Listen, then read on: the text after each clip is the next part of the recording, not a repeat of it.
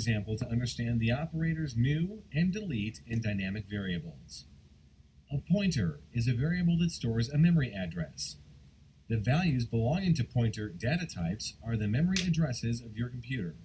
You can allocate and deallocate memory spaces during program execution using pointers.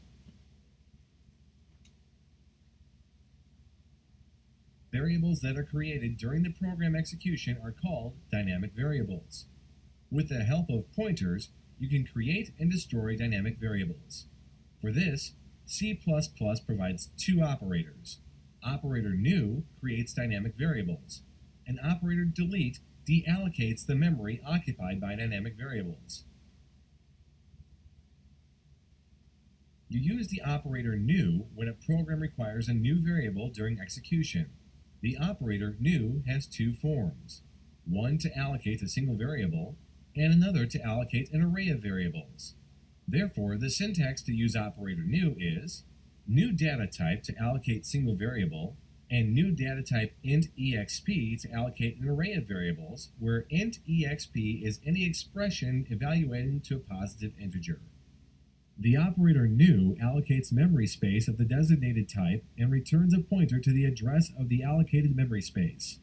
Let us consider a declaration where p is a pointer of type int, q is a pointer of the type char, and x is a variable of type int.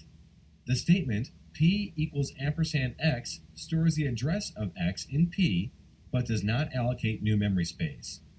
On the other hand, the statement p equals new int creates a variable of type int during the program execution somewhere in the memory and stores the address of the allocated memory in p. The allocated memory is accessed via pointer dereferencing. Similarly, the statement q equals new char of 16 and creates an array of 16 components of type char and stores the base address of the array in q. Because a dynamic variable is unnamed, it cannot be accessed directly. It is accessed indirectly by the pointer returned by new. The following statements illustrate this concept. The first three statements declare p, name, and str to be the pointers of type int, char, and string, respectively. The fourth statement allocates a memory space of type int and stores the address of the allocated memory space in p. The fifth statement stores 28 in the memory space to which p points. The sixth statement allocates memory for an array of 5 components of type char and stores the base address of the array in name. The seventh statement stores the name John in name. The eighth statement allocates a memory space of type string and stores the address of the allocated memory in str. The last statement stores the string sunny day in the memory space pointed to by str. When a program no longer needs a dynamic variable, the operator delete is used. Suppose p is a pointer variable of type int. Consider the following statements. The statement in line 1 allocates memory space of type int and stores the address of the allocated memory space in p. The statement in line 2 stores 54 in the memory space that p points to. Next, the statement in line 3 allocates a memory space of type int and stores the address of the allocated memory space in p. The statement in line 4 stores 73 in the memory space that p points to. The effect of these statements is shown in these figures. The number on top of each box indicates the address of the memory space. Suppose the address of allocated memory space is 1500. Then the value of p after the execution of the statement in line 1 is 1500. The statement in line 2 stores 54 into the memory space that p points to, which is 1500. Next, suppose the address of this allocated memory space is 1800. It follows that the value of p after the execution of the statement in line 3 is 1800. After the execution of the statement in line 4, the value stored in memory space 1800 is 73. Now the obvious question is, what happened to the memory space 1500 that p was pointing to after execution of statement in line 1? After execution of the statement in line 3, p points to the new memory space at location 1800. The previous memory space at location 1500 is now inaccessible. This is called memory leak. So, to avoid this memory leak, a dynamic variable can be destroyed when it is no longer needed. We use operator delete to destroy these dynamic variables.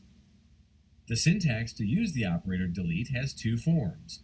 One to deallocate a single dynamic variable, and another to deallocate a dynamically created array. Thus, these are the statements to deallocate the memory spaces that pointers p, name, and str point to. After these statements execute, these pointer variables may still contain the addresses of the deallocated memory spaces. Therefore, if you access the memory spaces later via these pointers without properly initializing them, either the program will access a wrong memory space or the program will terminate with an error message. One way to avoid this pitfall is to set pointers to null after the delete operation. Also, for the operator delete to work properly, the pointer must point to a valid memory space. Now that the concepts have been explained, the following example demonstrates the use of operator new to create a memory to store the area of a circle, given the radius. It also shows the use of operator delete to destroy this memory, when the dynamic variable is no longer needed by the program. First, write the statements to include the header files iostream and iomanip. Then, write the statement to declare the constant pi. Now, write the statements of the function main. This statement declares radius ptr to be a pointer variable of type double. This statement sets the precision to 2 decimal places. This statement allocates memory of type double and stores the address of the allocated memory in radius ptr. Next, this statement prompts the user to enter the radius, and this statement stores the radius in the memory location to which radius ptr is pointing. This statement outputs the radius and area of the circle using the value stored in the memory location to which radius ptr is pointing. These statements output the address of radius ptr and the values stored in radius ptr. This statement in line 16 outputs the value stored in the memory location to which radius ptr is pointing. Next, these statements deallocate the memory space to which radius ptr is pointing, and output the value stored in the memory location to which radius ptr is pointing. Next, this statement declares the pointer variable length ptr, allocates memory space of type double, and stores the address of the allocated memory space in length ptr. This statement allocates another memory space of type double and stores the address of the allocated memory space in radius ptr. And this statement stores 5.38 in the allocated memory space. These statements output the addresses as shown by the output.